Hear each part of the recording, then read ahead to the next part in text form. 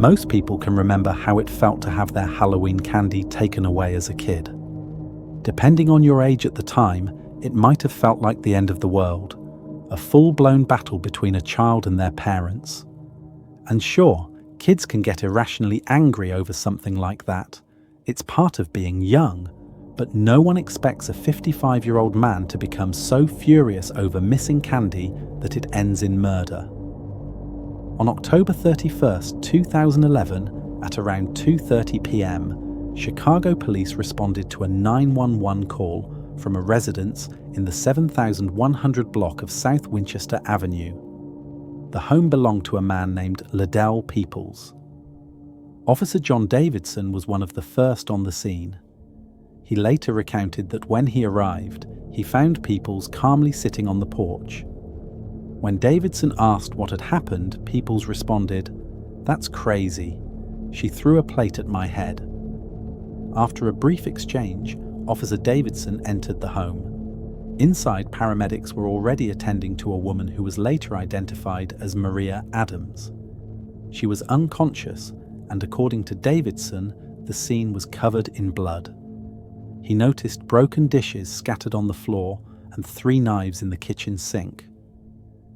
Ambulance Commander Michael Nolan from the Chicago Fire Department testified later that he and his partner had found Maria lying face down in a pool of blood, completely unresponsive. When they turned her over, they discovered multiple actively bleeding lacerations and puncture wounds on her face, cheeks, and hands. Her blood pressure was dangerously low, and her eyes were slow to react, signs that pointed to potential head trauma. Maria was immediately rushed to John H. Stroger Jr. Hospital, where she was seen by trauma surgeon Dr. Andrew Dennis. Dr. Dennis testified that upon arrival, Maria was unconscious, unable to breathe on her own, and had suffered severe blood loss. She had been stabbed more than 20 times. The pattern of her injuries suggested that her attacker was holding a knife in each hand during the assault. In addition to stab wounds, Maria also suffered blunt force trauma to her head. Hematomas beneath her scalp indicated her head may have been slammed into the ground or stomped on. Her hands were covered in defensive wounds, deep cuts and gouges, which showed she had tried to shield herself during the attack. Peoples was arrested shortly after police arrived and was charged with attempted first-degree murder and aggravated domestic battery. He was later held on a $2 million bond. Tragically, Maria Adams succumbed to her injuries just 5 days later on November 5, 2011. She was 49 years old. An autopsy was conducted by Dr. Ariel Goldschmidt, an assistant medical examiner. His external exam found over 28 separate wounds across her body. 10 were stab wounds to her scalp, hands and forearms. The remaining 18 were concentrated on her face. He also observed superficial injuries on her arms and hands. Dr. Goldschmidt confirmed earlier findings of hemorrhaging beneath the scalp, but added that there was also bleeding on the brain. The final cause of death was listed as cerebral edema and brain injury due to multiple stab wounds. The manner of death was ruled a homicide. Back at the scene earlier that day, firefighter and EMT Timothy Falliard confirmed that he and his partner had treated Ledell Peoples for a minor cut just above his right eye. Let's talk a bit about the relationship between Ledell Peoples and Maria Adams. Sources differ slightly, but most agree they had known each other for several years. Some described them as being romantically involved, while others labeled them as acquaintances. Regardless of the exact nature of their relationship, it was common for Maria to stay overnight at Peoples' home. There were also allegations that Maria had occasionally taken small items from his house, something that would later play a key role in understanding this case. When Sergeant Robert Garza entered the home, he saw the same 3 knives that Officer Davidson had noticed earlier, still sitting in the sink. He also spotted a large pool of blood in the kitchen. Later, while speaking to Peoples at the hospital, Garza learned something unsettling. After the attack, Peoples had taken the time to get dressed before calling 911. Assistant State's Attorney Paul Chevlin later testified that he had interviewed Peoples at the police station on November 1st, the day after the attack. Chevlin informed Peoples of his Miranda rights, and once Peoples acknowledged them, he agreed to provide a written statement. Court documents outlined the summary of that statement. At some point that day, Peoples noticed his Halloween candy was missing. He claimed it reminded him of other instances where his belongings had gone missing while Maria was around. When he asked her about it, she denied taking the candy. But then he searched her belongings and said he found it in her coat pocket. That discovery led to an argument. During that argument, Maria allegedly threw a glass plate at his head, striking him above the eye. Peoples said he became enraged and charged at her. He claimed she grabbed 2 steak knives to defend herself, but that he wrestled her to the floor, slamming her hands repeatedly until she let go of the knives. While they were still on the floor, Peoples said he remained consumed by anger. Straddling Maria, he reportedly picked up the knives and began slashing at her, aiming for her eyes. He inflicted multiple wounds to her head, arms, and hands. Peoples said he only stopped when she turned over and stopped resisting, but even then, he wasn't done. He grabbed her by the hair and slammed her head into the floor 3 times. Maria was groaning in pain, but Peoples claimed he couldn't tell if she was pretending. According to him, the thought of a permanent scar on his face sent him into another wave of rage. He then stomped on Maria's back and head. He later admitted that he walked over to a drawer, pulled out a larger knife, and poked her with it while she lay still, face down on the floor. What's perhaps most disturbing is what he said next. Peoples told investigators he debated whether to drag her body outside, but decided against it. He realized the police would likely trace the attack back to him, especially since they had engaged in sexual activity roughly an hour before the incident. He also worried that the police might assume the attack was sexually motivated. Instead, Peoples got dressed and eventually made the call to emergency services. During the trial, Peoples offered additional background. He told the court that he was an ordained minister and that he and Maria had been involved in a sexual relationship for years.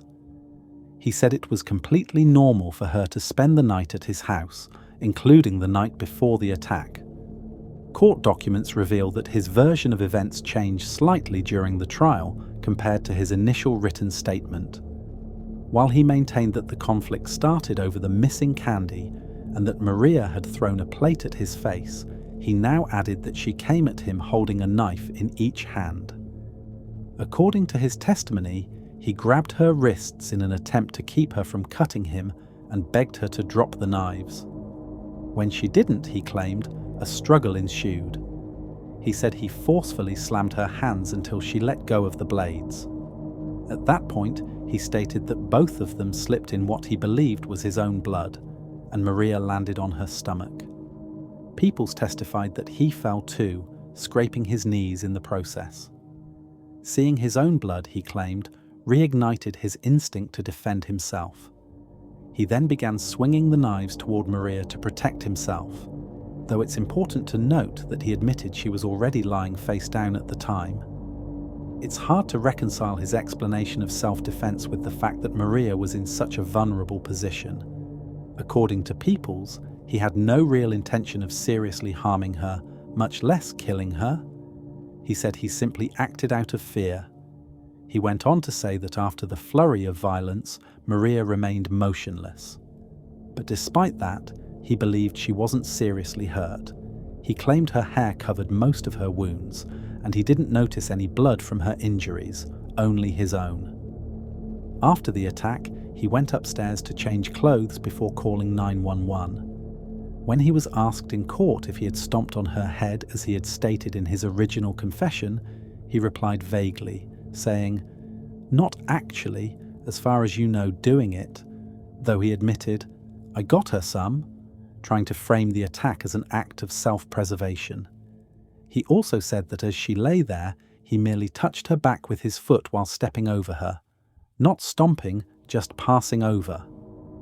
This testimony sharply contradicted his earlier account, and it came across as an effort to minimize the brutality of the assault.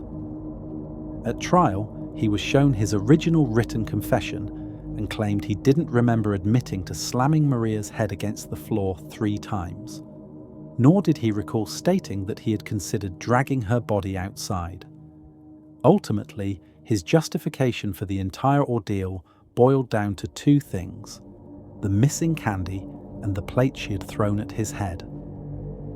Chicago Police Detective David Manali also took the stand during the trial. He told the court that he spoke to Peoples on the day of the attack after advising him of his rights. According to Manali, Peoples once again gave a slightly different version of the events that unfolded that Halloween afternoon. In this account, Peoples admitted he lunged at Maria after she threw the plate, then began slashing at her multiple times with the knives, allegedly still in self-defense. He also said he punched or pushed her head once or twice. When she stopped struggling, he admitted to kicking her in the head because he thought she might be pretending to be hurt. Then he waited 5 or 10 minutes before calling for help. Manali said Peoples also mentioned that he thought about moving her body outside, but decided not to because he knew the police would connect it back to him. As the trial moved into closing arguments, the primary debate centered on whether Peoples' actions amounted to first-degree murder or second-degree murder. Both the prosecution and defense analyzed the evidence in depth to help the jury reach a just verdict. Maria had suffered more than 20 stab wounds, many of which were delivered while she was already on the ground, defenseless and unarmed. The severity and number of these injuries caused a significant amount of blood loss, even before she reached the hospital. In addition to the stabbing, the court concluded that Peoples had inflicted further harm by slamming or stomping on Maria's head, resulting in catastrophic blunt force trauma. The defense brought up the idea of imperfect self-defense, a legal concept where someone genuinely believes they're in danger of serious harm or death, even if that belief is unreasonable. If proven, this can sometimes reduce the severity of the charge. But in this case, the court rejected that idea. Although Peoples maintained that he feared for his life, his actions after Maria stopped fighting back undermined any claim of self-defense. In fact, his decision to continue the attack, particularly after she was motionless, made it clear that this was not simply a defensive act. The injuries also told a different story. Maria was the one covered in defensive wounds, with cuts and gouges on her hands and arms, evidence that she tried desperately to protect herself. Peoples, on the other hand, had no significant injuries except for the minor cut above his eye. All of this led the jury to find Ledell Peoples guilty of 2 counts of first-degree murder. He was sentenced to 30 years in prison. His defense team argued that, given his age, this was effectively a life sentence.